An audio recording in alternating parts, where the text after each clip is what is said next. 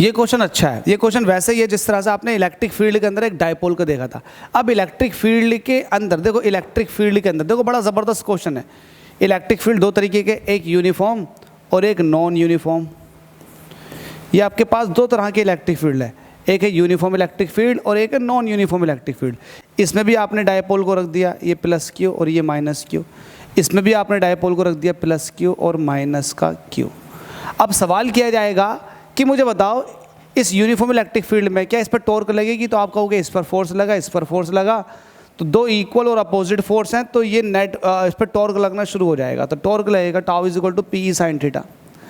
ठीक है, मैं कहूँगा कि नेट फोर्स बताओ, तो आप कहोगे जितनी इस पर इधर को फोर्स लग रही है उतनी ही फोर्स इधर को लग रही है, क्योंकि फोर्स इसलिए लग रही है इक्वल क्योंकि यूनिफॉर्म इलेक्ट्रिक फील्ड है। जब फोर्स इक्वल है तो नेट फोर्स कितनी आ जाएगी, जल्दी से बताओ, तो नेट फोर्स आ जाएगी 0। वैसे ही आप नॉन यूनिफॉर्म इलेक्ट्रिक फील्ड के अंदर देखो, नॉन यूनिफॉर्म इलेक्ट्रिक फील्ड के अंदर देखोगे तो यहाँ पर देखोगे तो इलेक्ट्रिक फील्ड ज़्यादा, यहाँ पर इलेक्ट्रिक फील्ड कम है। तो इलेक्ट्रिक फील्ड यहाँ पर ज़्यादा है तो यहाँ पर फोर्स ज़्यादा लग रहा होगा, यहाँ पर फोर्स कम लग रहा होगा। तो नेट फोर्स 0 नहीं आई, यहाँ पर नेट फोर्स 0 नहीं आएगी क्योंकि ये वाला फोर्स ज़्यादा है, ये वाला फोर्स कम है, क्योंकि यहाँ पर फील्ड कम है तो फोर्स कम, यहाँ पर फील्ड ज़्यादा तो फोर्स ज़्यादा।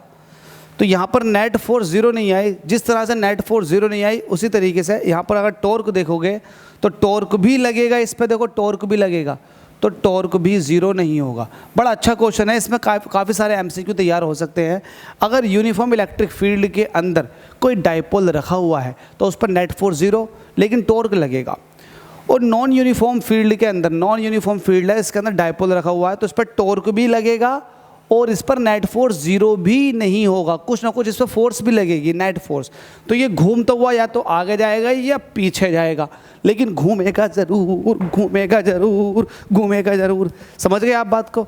तो बात को समझो, यहाँ पर आपने बात समझ। वैसे ही यहाँ पर है, वैसे ही यहाँ पर है कि आपने किसी मैग्नेटिक फील्ड के अंदर किसी मैग्नेटिक डायपोल को रखा हुआ है, तो मैग्नेटिक डायपोल के साथ भी सेम कहानी है, क्योंकि ये भी तो यूनिफॉर्म और नॉन यूनिफॉर्म फील्ड के अंदर रखा हुआ। तो जैसा इलेक्ट्रिक फील्ड के अंदर इलेक्ट्रिक डायपोल के साथ हुआ, वैसे ही मैग्नेटिक डायपोल के साथ होगा मैग्नेटिक फील्ड में।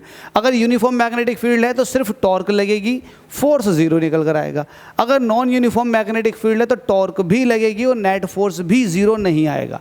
उम्मीद करता हूँ समझ में आ गया होगा। समझ में आ गया तो वीडियो को लाइक करो, चैनल को जितना हो सके शेयर करो और सब्सक्राइब भी कर लो यार। Thank you so much.